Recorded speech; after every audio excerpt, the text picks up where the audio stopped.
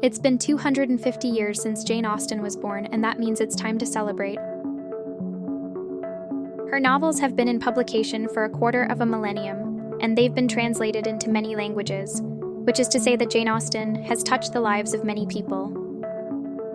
My name is Allison Jennings, and in this video, we'll take a look at some of the upcoming events surrounding the Jane Austen phenomenon.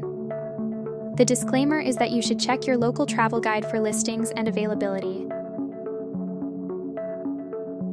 One of the most popular events coming soon will be the official Jane Austen Festival, which is held annually in the city of Bath. This festival runs for 10 days during the month of September, and it's certain to be an enlivening experience.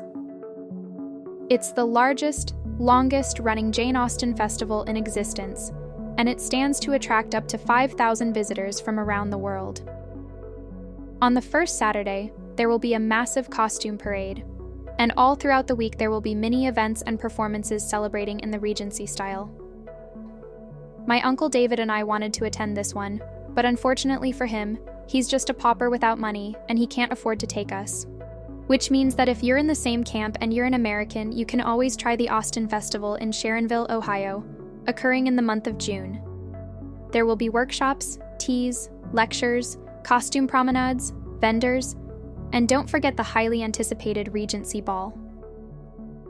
After many years of being hosted at the gorgeous Locust Grove near Louisville, Kentucky, the festival has found a new home at the Heritage Village Museum. Back in the United Kingdom, the Sense and Sensibility Festival will be held at Jane Austen's house beginning this weekend, and Regency Week will be held in the month of June in the townships of Alton, Chawton, and Selborne in Hampshire. Jane Austen Regency Week is a 9-day annual festival that is fit with a program of walks, dancing, tours, and talks. So if you're not a gorilla and you've got a mouse in your yard, toss it a piece of cheese, then head on over to one of these towns to celebrate your favorite author. In the month of July, Steventon Village in Hampshire will be hosting the Jane Austen Regency Country Fair. Steventon, as you may well know, is Jane's birthplace, and in commemoration, the fair will be held at Pump Field, the site of the rectory where she was born. Special guests will include the famous historian Lucy Worsley, in addition to Adrian Lucas, who once portrayed the infamous Mr. Wickham. From June until the end of August, visitors to the address of No. 8 College Street can see the place where Jane Austen spent her last weeks, as Winchester College will publicly open the household for the first time. And just a short walk away, City Museum will exhibit some of Austen's personal possessions, including Jane's police coat, which was donated by one of her descendants. The Reading Museum in Blagrave Street will be hosting tours in the place where Jane Austen is thought to have based Mr. Goddard's school from Emma, and visitors can also explore the Abbey Gateway and Quarter to learn more about Jane's time as a young student. From May through June, the Mill at Sunning Theatre will present a theatrical adaptation of Death Comes to Pemberley, based on a spin-off by P.D. James.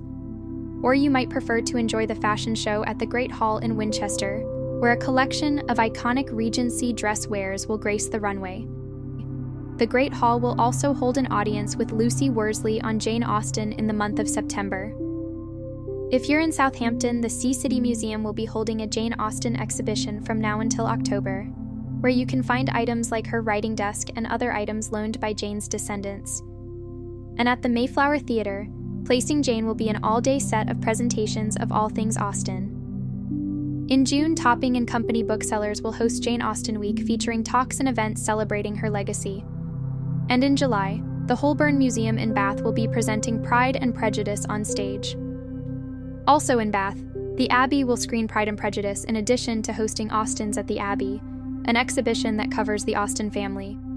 And the most tiresome place in the world, Jane Austen in Bath, is an exhibition that will run through to November at No. 1 Royal Crescent, and you can always experience Jane's world by visiting In and Beyond Bath for a tour. Last but not least, the Yuletide Jane Austen Birthday Ball at the Pump Room will conclude the year's celebrations, but good luck getting into that one as the venue looks as though it's been sold out, along with the Winchester Regency Ball. It's kind of frustrating since my uncle promised me we were getting VIP tickets, so hopefully someday, a certain Mr. Darcy will come into my life so I won't have to rely on him for things like this anymore. One thing you can rely on, however, is that Book Time Learning is dedicated to the study of writing and literature. If this video has been informative for you in any way, please consider clicking the like button and/or subscribing, and thank you for watching.